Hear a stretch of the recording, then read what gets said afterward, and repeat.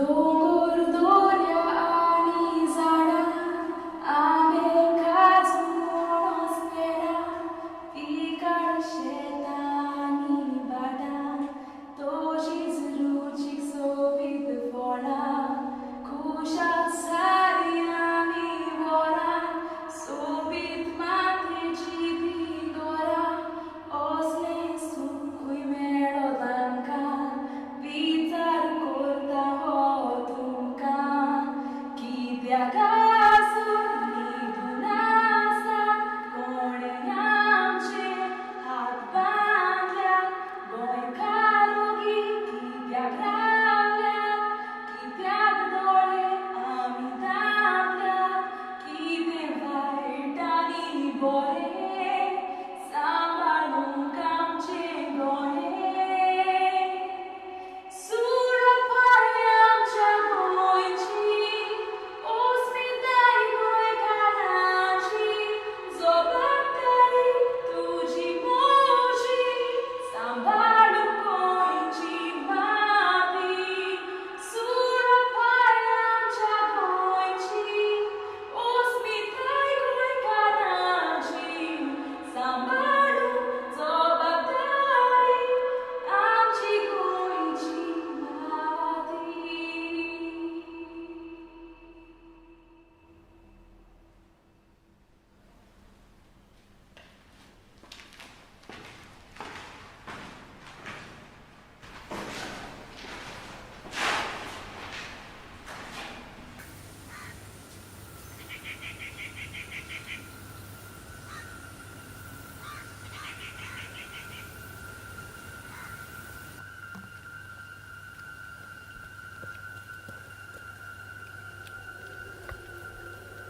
We are seated really on a former mining lease which was operated by the Chogle company. Chogles are one of the big mining companies in the state of Goa, and this lease has been sort of exhausted to my mind more than 20-25 years ago. I mean, I visited this site more than 20-25 years ago, and it is exactly in the same state. Maybe it looks a bit worse now because of the collapse of most of the benches you can see in the back. The ore apparently has been completely excavated and there is nothing left. But this is the trend. According to the mining laws, the mining company or the leaseholder is supposed to return the mining lease to a condition which is even better than when he got it. And certainly this is not the condition in which the Chogles got this piece of land. Goa has a long history of mining. It is well known as an iron ore rich state. It is also unfortunately quite well known for a lot of lack of following of due process in mining.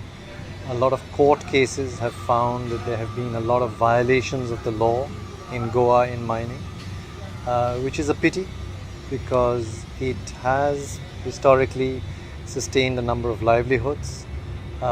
It could be a source of a considerable amount of income to the state. But there's this particular mine which has been sort of apparently exhausted now, with the Chogles not putting a single finger to remedy it. Primarily because, as you can see these pipes here, this is a good place for them to collect water, which is then pumped by them to a beneficiation plant which is adjoining this area. Because there they use the water to wash the ore and to improve the quality of the ore, to remove the mud and all the slimes and whatever it is. And so maybe because of that interest, they have kept this as a water body, collecting water for their purposes. But the village in which this mining lease is located, and the village is just over the shoulder here of this hill, was never treated fairly by any of these mining companies. This Chogle is the mining lease here, the next one is Bandekars, and the third one is owned by Vedanta. And all these three leaseholders concentrated only on removal of the ore from the ground. they had no sense of social responsibility whatsoever. They never thought that if there was a village next door which required some water for the irrigation, for drinking, they never thought that the villages had to have a good quality of life. They should breathe properly. They should eat good quality food. They could have done something. I mean, they could have done at least a little bit more, but they did zero. See, if you really analyze mining in Goa, it is mainly restricted to the eastern part of Goa, which if you see any map of Goa, you will see it's largely an undeveloped area. And in fact, if you see the road infrastructure of Goa, in the earlier days, all the rural roads were really made by the mining companies because they wanted access to the ore. So for whatever reason, these roads got made and then they were all donated to the Goa government. But you cannot deny that mining provides money to the rural heartland of Goa. I understand that there is a loss of immediate income when this has stopped, and that has huge implications on those families and people there. But it would never have happened if it was equitable and fair in the first place. The mining industry is now totally controlled by a big mafia in Goa, and this mafia is Chief Minister Pramod Sawant is virtually hand in glove with them. Other ministers are not saying anything. Opposition also is hand in glove with them. Nobody speaks about mining. So nobody cares what is actually happening in the mine. This was one of the richest water resources village in the state of Goa. And this goddess Lairai, is actually symbolized by a pot of water, a kalash of water. And that's how the ceremonies begin. This village, after the mining operations of these three companies over the last 20 years, has ended up being bankrupt of water. It has become a drought area in a 120-inch rainfall area, with the wells dry in the month of July, when every well in every village in Goa has got water in it. But this is the condition to which mining has reduced this village. And you have this amazing contradiction of a big water body here being used only for industrial processing because it belonged to their lease. And this whole village, which had no water at all. And then there are about 80 hectares of fields, agricultural fields. So it is all a higher area and the fields are lower. All this mining silt has gone into the fields. Nearly 1 to 2 meters of mining silt in all these areas. So they couldn't do any agriculture at all. These families and people who are dependent on mining would never have been in this state if it was fair. After fighting, after going to court, after getting needy reports, after forcing them to remove this money and put it up on the table, and they are able to finance any amount of lawyers to fight their case. But they refuse to help even a single family, saying our only job is to provide jobs here in the village. We have given enough trucks in the village, and therefore we are not duty bound to help anything anymore. But this is a profit-making industry, and we have got one concern in mind.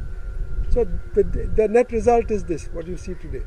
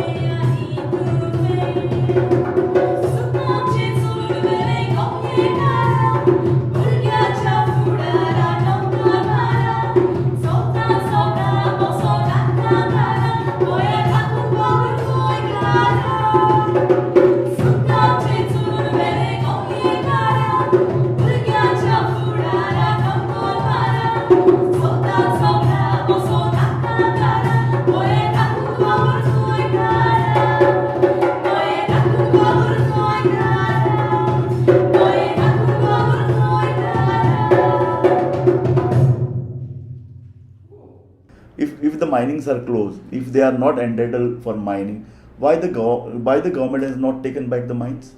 Why they are still controlling the mines? Why their areas have been cordoned off? Why nobody is allowed? This is not a mining. This is not their property was. This is the property of the population of Goa, the general people of Goa, the society. Even our constitution says the natural resources belong to the people. If they belong to the people, then they should be out. Everybody should be allowed to go and see what is happening there. So according to me, mining industry is never stopped, still going on. But government says on paper mining is stopped. गोंयांतले pollution दे granted अस आमकां ते वापरून घेता आमी ते करूंक दिवंक जायना. In 1972 and till 1980, 1 lakh people were involved into mining. So कितना भी माइनिंग होने दो, we were less bothered. होने दो थोड़ा माइनिंग का डिग्रेशन, एनवायरमेंट का डिग्रेशन होना चलने दो, because 1 lakh people are involved. But gradually they have now mechanized all the mines. So after mechanization, nobody is there working on the mine. So if you are of the opinion that people are suffering because of the stoppage of the mine, it's not true. No, it's very serious what has happened, because figures sometimes keep varying. Sometimes they say 3 lakh people are out of job. Sometimes they say 1 lakh people. We asked, the question was put in the Rajya Sabha, and we got a reply that 3,000 people are affected by mining in Goa, because only 3,000 people are actively on the rolls of the mining companies as managers, engineers, and people who do all sorts of jobs on the lease and all. 3,000 in all mining companies in the state of Goa. That means 118 mining leases were operated in 2010. Now it's only even 35. But that was the extent of those who are collecting a paycheck directly from a mining company or a leaseholder.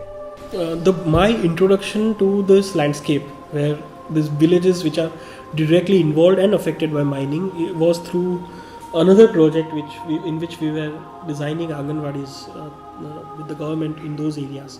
Some of our sites were in these villages, and we had to go to Satari and Dharbandora, which are two areas which are very closely linked to this, and there we could see what the problems are. The strange thing is that those landscapes are ravaged by mining around those villages, and the scale is huge. You can see it in the satellite. The villages are very tiny as compared to the huge pits that are dug. Now, in all other mining areas, the trucks are owned by the leaseholders, because that is the law. You cannot pass on these things to the next person and say that he is liable. You cannot, for example, use a rented excavator or a JCB on your mining lease. That is against the law. Contract labor for mining operations is against the law, because it involves mine safety, it involves people who could die and all that sort of thing, and a contractor will just wash his hands off, whereas the mining company would be liable. So what they did was, very smartly, they passed on all these costs to the Goans. So they said that you go and get a truck, and we will give you a reasonable time to operate the truck, and you'll be able to repay your loan. So most of the Goans fell for it. As a matter of fact, when we did the calculations, at one stage when mining stopped in the year 2012, they had reached 20,000 trucks on the roads of Goa for mining. 20,000 trucks. What would be the investment these truckers had made in the mining business? And we came to the figure of 1,400 crores. So 1,400 crores turned out to be the majority investment in mining in the state of Goa. The next big investment was another 800 crores, but that came from the barge owners. So the people who put in their maximum investment, all of them probably Goans, all of them invested in this form, put in their money, went to banks, the banks supported them, and they brought in the maximum contribution to the mining industry. If you look at the condition of those villages, you wonder what has they benefited through mining. That's a bit of a strange question, right? It is. If the fact that they are in the neighborhood of mines and they have the largest stake in it was in any way going to benefit them. Would they be still in that condition, looking for the basic amenities which are not there, electricity, water, good education on schools, presence of good education? So if the condition of, after years of mining, if the condition of villages which are right next to the mines is still this, right, then what social responsibility are you attributing to the mines? We took all the environment clearances that are given to all the leaseholders in Goa, and in every environment clearance you are supposed to declare what is the investment you are making in this mine. So we put all that investment together and it came to 680 crores. So you put 680 crores, but you walked away with 22,000 crores, which was the value of the ore, at that time. And the truck owners who put 1,400 crores were left without a job and nobody to pay the installments. And the barge owners had the same problem. And the government was siding with the mine owners. In some form, they have been compelled to think by these corporations who are benefiting that this is somehow making them better, like by sacrificing agriculture in the favor of this occupation, they are better off. Are they? I don't know. I mean, my observation has been very anticlimactic, because I always thought that these villages would be wealthier than the others, or these villagers would be better off, they would have better facilities. And you see that one, like the mining, what is it called? The Mineral Foundation must have sponsored one small school, and you see the condition of the school and you think that, is this even equitable? I mean, these people made billions of this landscape. The ore, which was originally costing $15, went to $30, went to $40. It reached 120, it reached 150, at some point it reached even $180 per ton. The truck owners were paid the same. The barge owners were paid the same. It was never the condition that I am making such a windfall gain, I will at least part with some of it to the truck owners and to the barge owners and also give them a better rate or whatever it is. No, the largest was polished off by these companies. They actually should, these are the people who should claim the theft in a form. It is theft that has been, it's like people coming again, to your home and stealing from your garden. It's as simple as that. How will you recover this wealth, and how will you reach them? Even if as a state you recover, do you have any program that this wealth directly benefits those people? No, there's nothing in place. What are you talking about? They are just being exploited emotionally by politicians who want the mining to start for their own benefits. Even the central government got 30% because excise. We got 5%. The remaining, minus the expense, all went to the mining companies. And a pittance went to the truck owners who had made the maximum investment in the business. So this is the business model for you, and this is the model that we are fighting against. We said that this is completely a profoundly unjust model. It is a predator model. It's a robber baron type of model. I mean, you don't encourage this in a civilized society, or in a society which is bound by the constitution, which says that whatever activity the government supports should not lead to greater disparities between different social groups. इंसानियत का क्षितिज, तेरी प्रज्ञा लेके मैं प्रकाशित हो रहा हूँ, तेरी प्रज्ञा लेके मैं प्रकाशित हो रहा हूँ, मन का अंधेरा मिटा रहा हूँ। हर आदमी के जीवन का सवेरा बनने के लिए, हर आदमी के जीवन का सवेरा बनने के लिए तेरी बुनियादी मूल तत्वों ने खुद को मिटा रहा हूँ।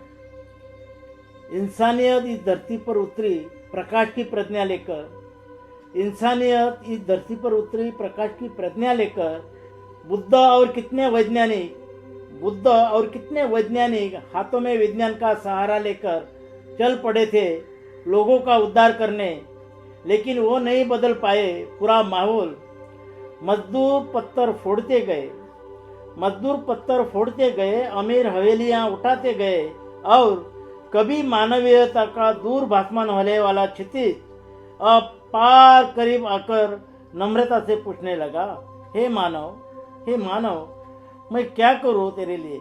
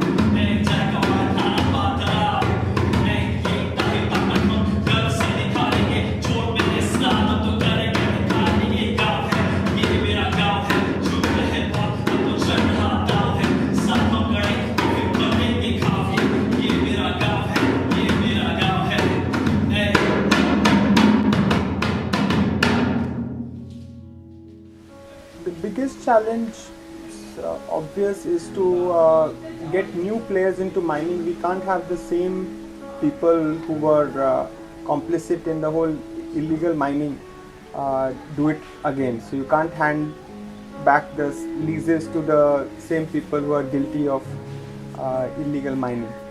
So, and that is what exactly is being resisted. We want mining to start, and we want mining to start under certain guidelines and principles. And the Supreme Court has not banned mining either. The only reason it's not starting is because the government of the day wants to hand it back to its favorite people. From 1958, virtually as I was born, my family has been operating this concession, and we've been personally operating it. We have not rented it out to anybody or subleased it or whatever.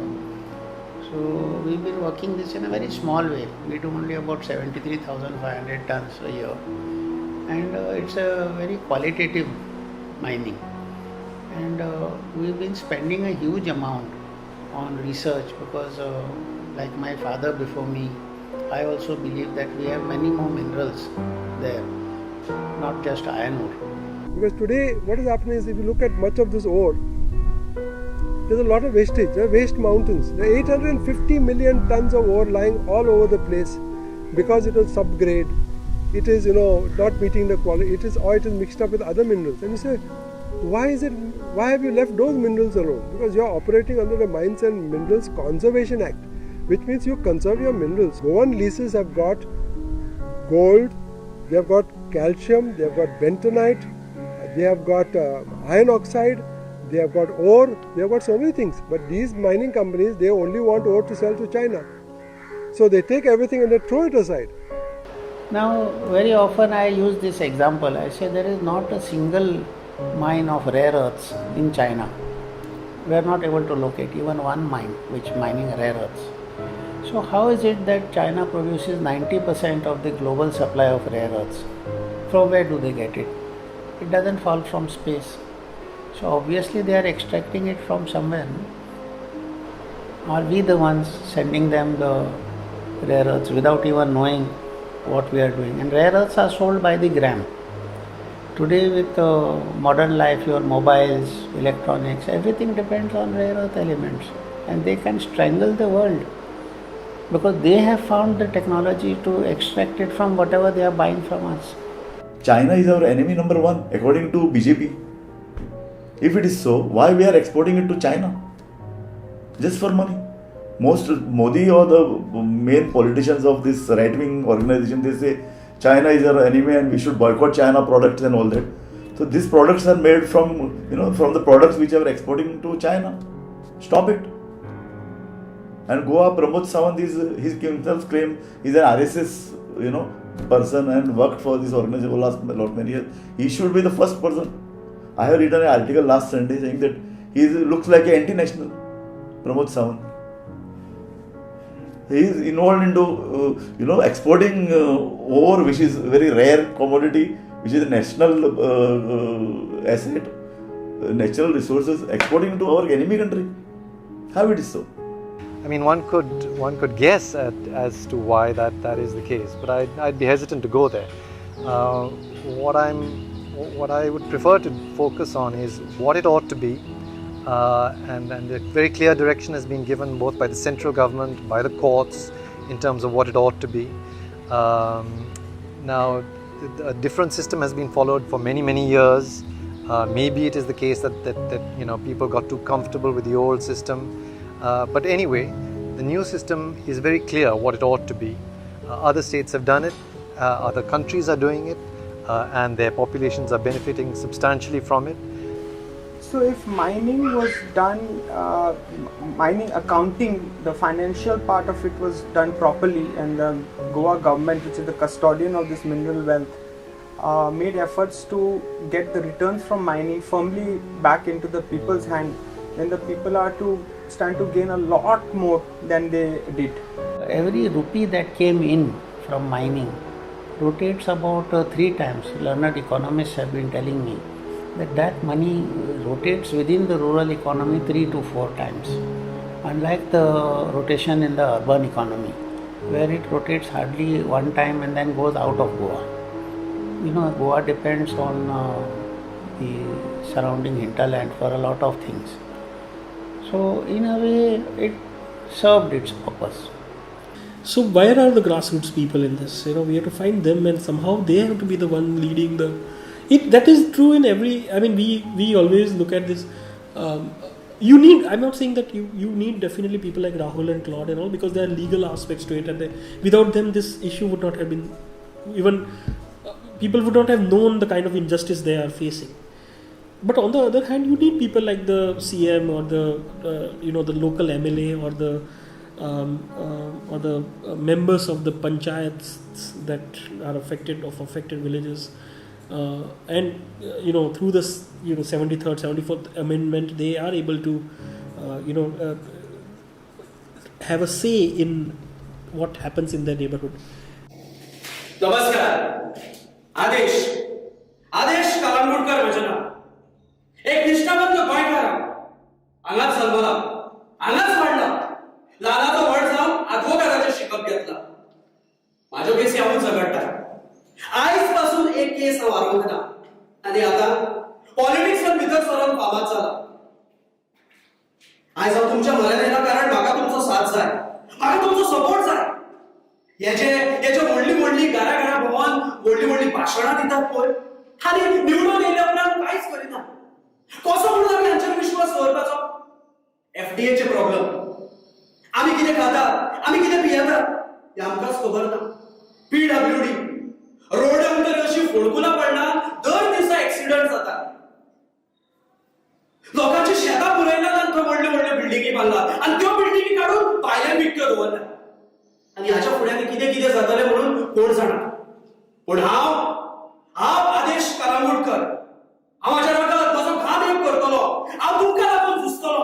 हांव म्हाज्या आवाजान तुमचो आवाज गाजयतलो. हो, आनी वयता थंय मेळटा. फाटले पावटी मेळलो तेन्ना हांवें आवाज सुचयलोलो. अरे बाबा, तुजो आवाज बेश्टोच वाडोय नाका. हांव म्हजो आवाज वाडयत जाल्यार तूं थोड पडटलो. पळय, तूं कोण? हांव कोण? तुवें म्हाका वळखोंक ना? ना. तुका वोट दितले एक वोटर हांव. ओ, आतां कळ्ळें. गोंयकार मुगो तूं. मागीर तुवें गोंयकारांचें बरें चिंतूंक जाय. नाका जाल्ल्यो गजाली ताच्या कानांनी पडूंक जायना. हे जे भायले लोक येतात पळय गोंयांत आनी कसल्यो बांदगुडी करतात, आनी मागीर आमी न्याय जाय म्हणून बोंबो मारतात. कित्याक म्हणून तांचेर पयलींच एक्शन घेनात, आनी तांचेर एक्शन घेवपाक आमी फाटीं फुडें कित्याक जाता? हे सगळें तुमकां लागून जाता. शेजाऱ्याचो कोबो आपले कोंबयेक सोदयता म्हूण शेजारी बोबो घालता खंय, पूण सुसेगाद कोंबये तांतया घालतोच रुचीन खाता. असली गोत जाल्यार तुमची. हे मिनिस्टर आमच्या पुस्ताक फकत फौजदे मारतात आनी मागीर कितें काय म्हळ्यार आमकां कोको दाखयतात. अरे बाबा, हो सगळो लोक तुकाय वळखता आनी म्हाकाय वळखता. हो मनीस एका तेंपार पुलिशेक बोन आसलो आनी हो सरकार वस्त्यांक तिकेट दिता. हे पळय, त्या केसीन म्हजो कसलोच गुन्यांव नासलो. वयल्या ते केसीन म्हाका क्लीन चीट पासून मेवला. कारण आमच्या भारताच्या संविधानात म्हणजे इंडियन कॉन्स्टिट्यूशनात बरयल्लें आसा की सुदारणाऱ्या मनशाक सुदारपाक एक चान्स दिवचो म्हणून. अरे तशें जाल्यार आमच्या इंडियन कॉन्स्टिट्यूशनात अशें कित्याक बरयलें ना? हे मिनिस्टर सगळे गोंय पाड करून चिंतात, तांकां लायफ टायम बेल घेवन उडोवचें म्हूण. हे पळय, थणसणेंची आगो राजकारण चलोवप म्हटल्यार कितें खावची कामां न्हू ती. राजकारण चलयतलो जाल्यार बरो हुशार आसपाक जाय, बरी तोखण्याचो वापर करपाक जाय, बरो एक्सपिरियन्स आसपाक जाय. कितें केल्यार कितें जातलें हाचो ताका अदमास आसूंक जाय. अरे बाबा, म्हज्या बायकाचे सगळे एक्सपिरियन्स आसा आनी तूं म्हणटा ताका ते दीस रिटायर्ड म्हणटालो तो आनी तुमकां रिटायरमेंट ना. दांत पडलोले, पांय पडलोले, आंगान शोक नासतले. हे मिनिस्टर आसा, हांचो एक पांय तर फोंडाकूच आसा, पूण ती मिनिस्टराची कोदेल कशेंच सोडिना.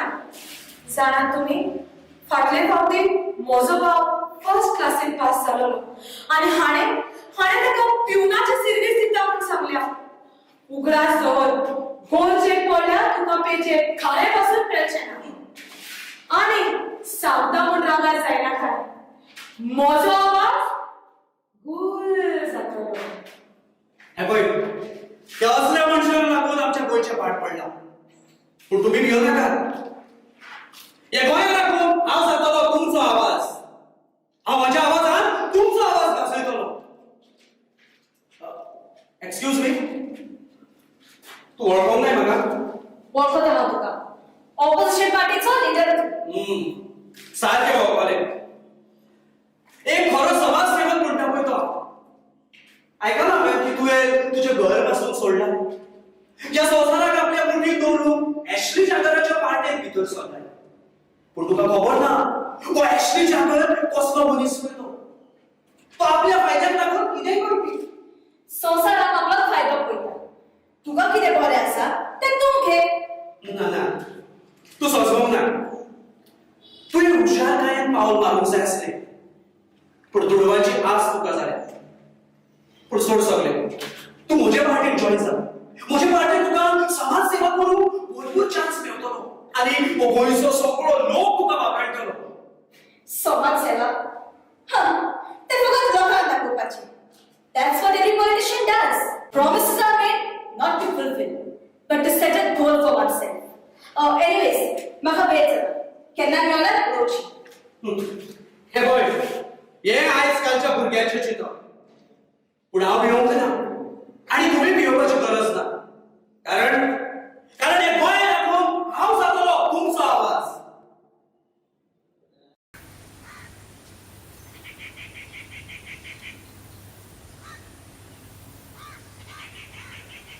What comes to your mind when you hear the term Goenchi Mati? Yeah, it was used because iron ore only deals with earth. Iron ore is not something that you can get in a software city or in a secretariat or in an industrial estate or something. It's associated with earth, and it's a relationship with the earth. You are actually excavating somebody's kidney. So you got to go in there and do it properly, otherwise you destabilize the whole system. And I use the figure of the kidney because the ore actually, scientifically speaking, does for the system exactly what a kidney does for the body. It takes all the water that comes in, it purifies it by sending it through the iron ore filters, and then it comes up as pure water on the other side, which is then used for the paddy fields and for the springs and for the people's wells and so on. So it's a very organic sort of thing. But we also have today's discussion where people sell their kidneys for 2 lakhs and 3 lakhs. And exactly, there's no more graphic image that you can use for what we are actually doing with mining. It's actually going into the earth like this, gouging it out, and then disposing it off in another place and leaving it like this and saying that we have done a good thing. Nobody will accept that you have done a good thing.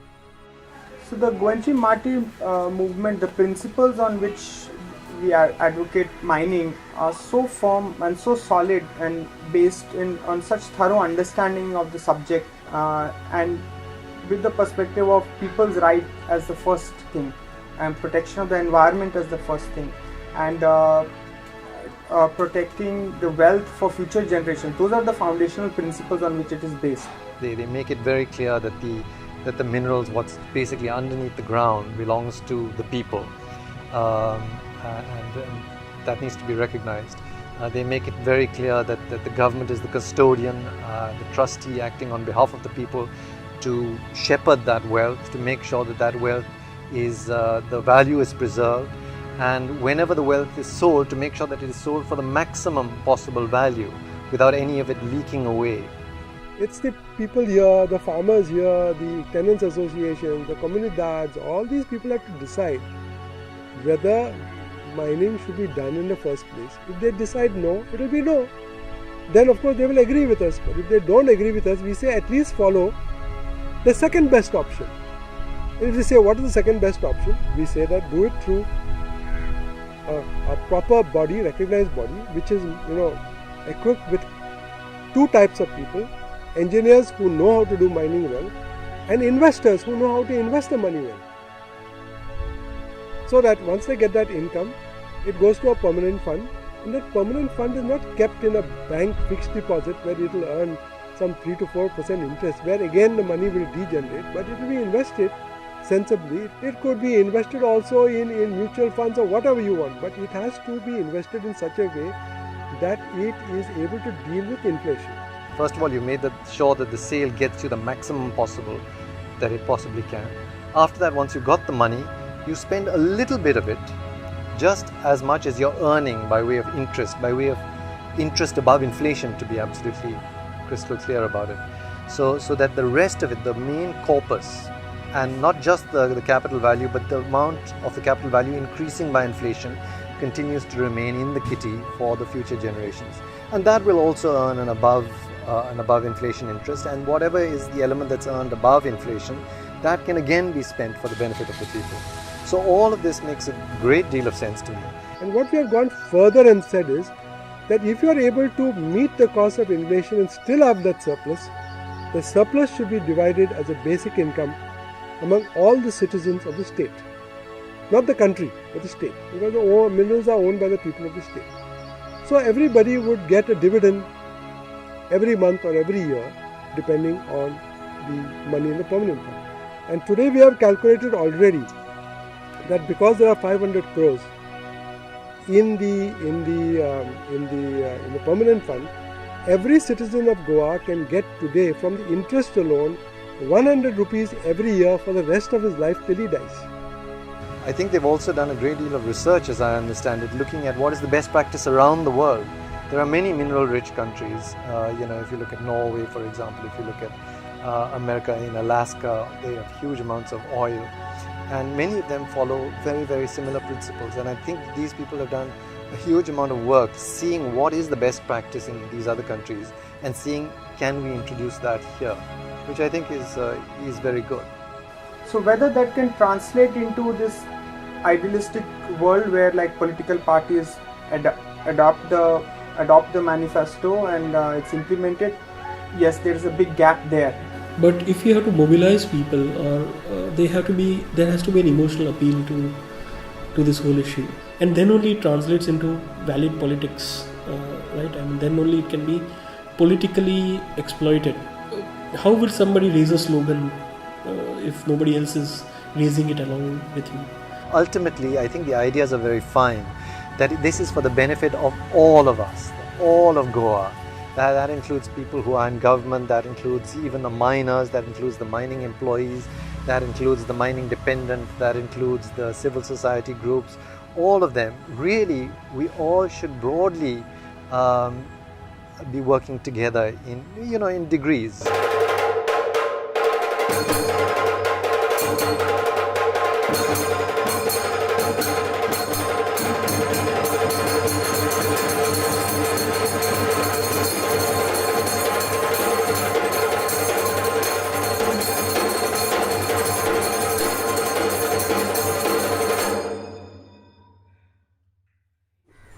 Goans are profoundly moved with anything that has got, the word Goenchi with it. And Mati, everybody understands. We don't, mud has got wrong connotations in English now. It is something dirty. Soil probably is a bit better. But, they mucked it up by calling shit night soil. I don't know why. So they soiled up the concept of soil also. But Mati, everybody understands. Everybody touches Mati. Everybody loves Mati. And we are all bonded with Mati because we stand on Mati. And Mati gives us everything.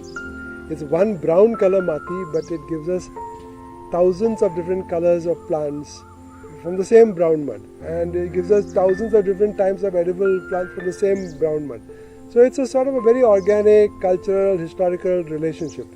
And so if you want to have this relationship for all time to come, what we call a sustainable relationship, then you have to be part of the Goenchi Mati movement.